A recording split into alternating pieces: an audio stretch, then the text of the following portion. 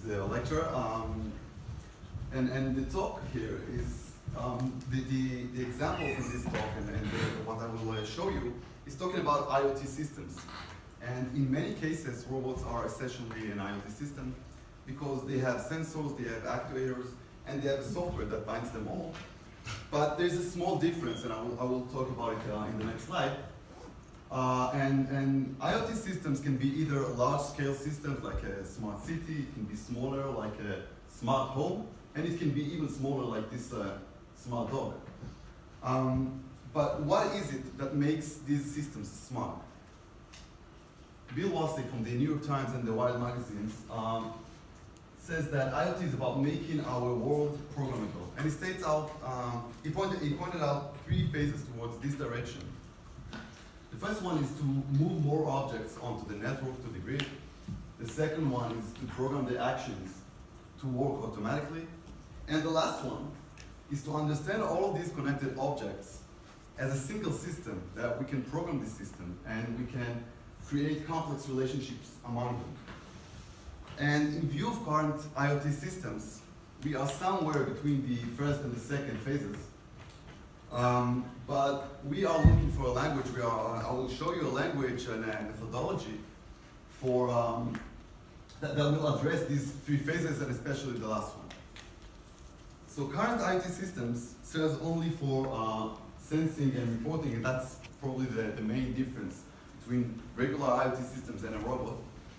And that is, you have sensors, for example, smart city or smart house or building. You have sensors, and these sensors are giving you all the time a lot of data. And you take this data and you do some predictive maintenance on it, machine learning algorithms for predictive maintenance and cyber attack detection. But there is no reaction in these type of systems. So we are focusing on reactive IoT systems, on systems that do stuff and react with the outside world. And we are looking for a language that will allow us to specify not only the desired behaviors of these systems, but also the undesired behaviors, what must not happen. And of course, we want to subject these behaviors to the context of the system.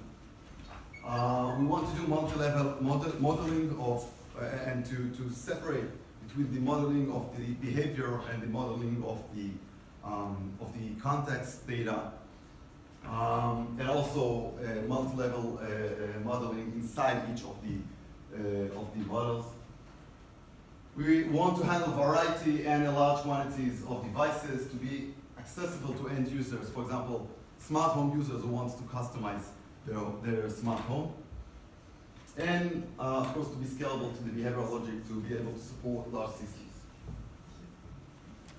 To better understand what I'm talking about and what this language is, let's take a look on this video by Samsung.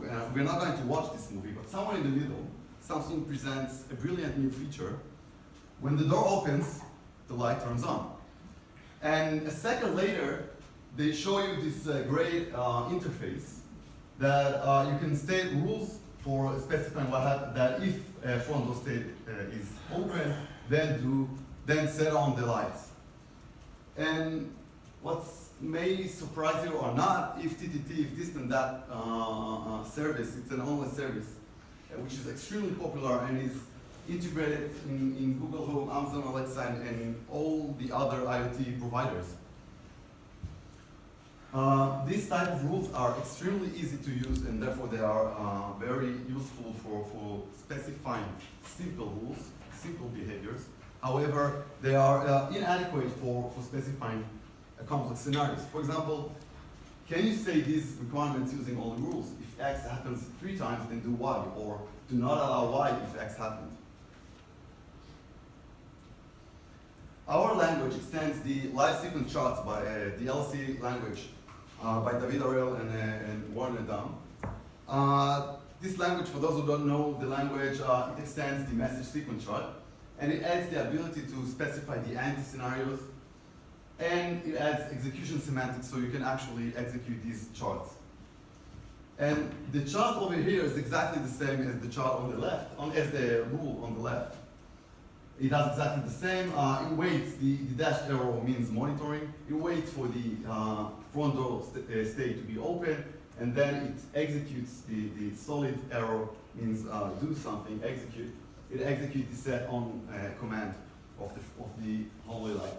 So it's the same, and let's move on to a bit more complex example. Over here, we have an office room, and we want to detect if there is someone in the room, and turn on the light when there's someone in the room, and then turn off the light when someone leaves the room. So we add a motion sensor, for example, to our office room, and we can describe this entire scenario, not only rules, this entire scenario in one chart.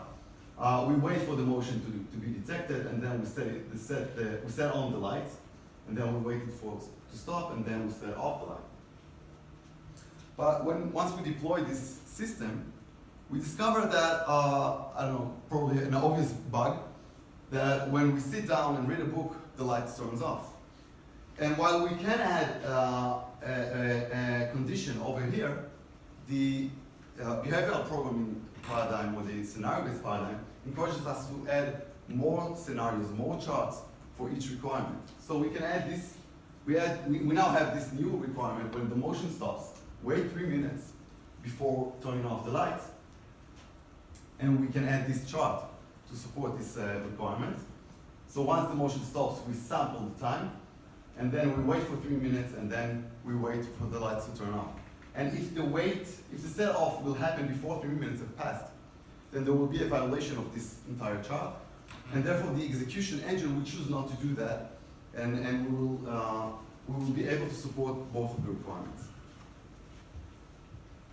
And in these two charts, this example demonstrates one of the two strong features of behavioral programming and scenario-based programming, which is incremental development. We can add more charts as the development progresses, and alignment with the requirements. We have separate charts for each requirement.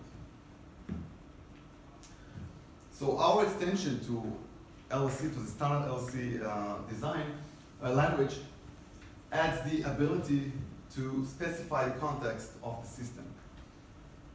So the context is information that can characterize the situation of entities or processes in a system. For example, if there is someone in the room, is it a day or night, an emergency, and so on.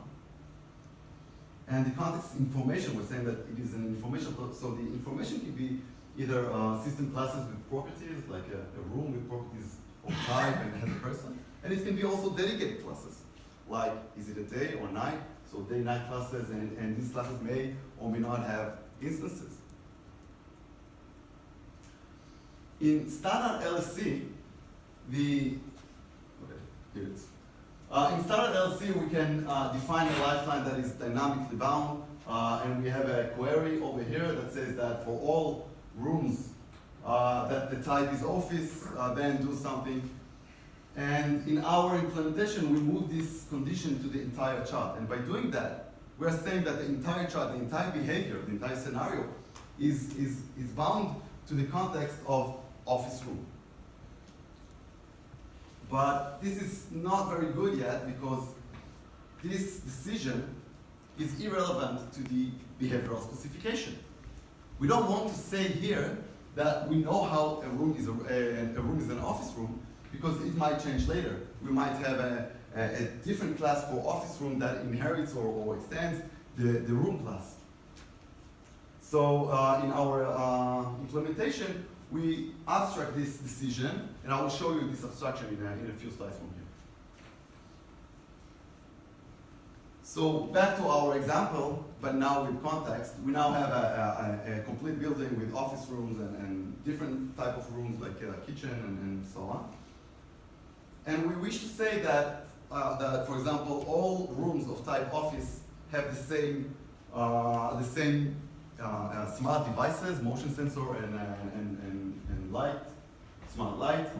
And we want to say that all of these office rooms have the same predefined set of behaviors. So we are using the context for doing that. And over here you have the same chart, but now R is an office room. We are bound to the office room context, and we will have for each office room, for each answer to this query, we will have an instance of this chart, at least one instance. And the light is off the office room, and the motion sensor is the motion sensor of the office room, and it works the same. But this is actually a bad example of software engineering, because we are mixing here two different things. We are mixing between the decision of is the room is empty or not, and the decision of what to do, or the specification of what to do when a room becomes non-empty. Now, this is bad, of course, because there might be more than one way, maybe now, maybe in the future, to decide if a room is empty. Maybe there is a sound sensor in the room, or any other ways to decide if there's someone in the room. So we might have more than one way to decide if someone in the room, and also we might want to do different things when someone in the room. For example, we want to turn on the light and turn on the air conditioner and so on. So a better way would be to abstract this decision of how to detect to abstract it out to another scenario, or more than one scenario. Let's assume for now that I showed you, and I will show you it in the next slide, I will show you how to create a new context. But let's assume that we have a context that is called non-empty room. And now we can say that for each new answer to this query, for each new non-empty room, or for each room that becomes non-empty, immediately turn on the light and then wait for the context, for the non-empty room context to end, and not for the motion to stop, and then turn it off. And we can have multiple scenarios like this for different actions. And now I'll show you how we create this context. We think of the contextual data as a relational data model. And we have this command and query repository for abstracting this data layer from the behavioral specification layer. And this repository is represented here by the gears diagram. So we can ask this repository we can ask questions, we can ask queries. Is there a room that is not empty? That is what you see over here, or if there's a room. And we can also execute commands on this repository, which will execute commands which will change the data context, the contextual data. So once a motion is detected, we execute mark room is not empty with R as a parameter. And this execution changes the contextual data and brings us now a new answer to this query, and so on. And now we can also ask, we can delay the context termination instead of delaying the set off of the lights.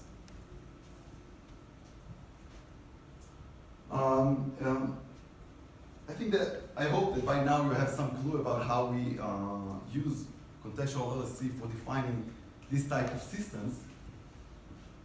But I didn't show you yet how we handle the layer of the contextual data.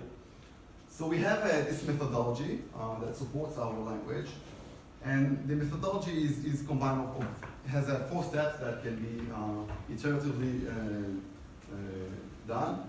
And of course, the order it can be repeated, and the order can emerge as the development progresses. So let's take a look on this side, on the left side.